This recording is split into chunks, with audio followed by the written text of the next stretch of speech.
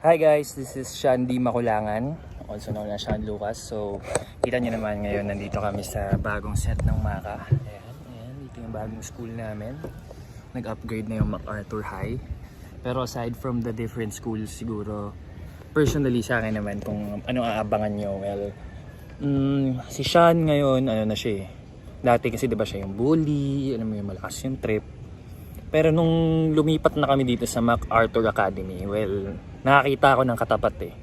So medyo natikman ko yung, I got a taste of my own medicine. So, yun siguro yung pagbabago, yun yung kailangan yung abangan. As to kung paano ako maapektuhan nun, paano naman, ano yung magiging reaction ng character ko kapag ako na yung nabully.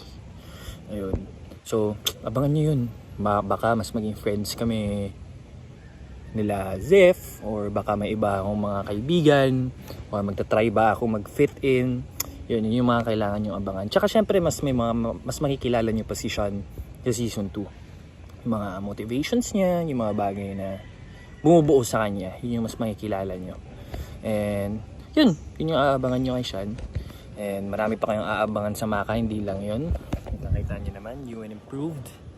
More to come, more surprises to come, not only for me but for the whole cast. See you guys!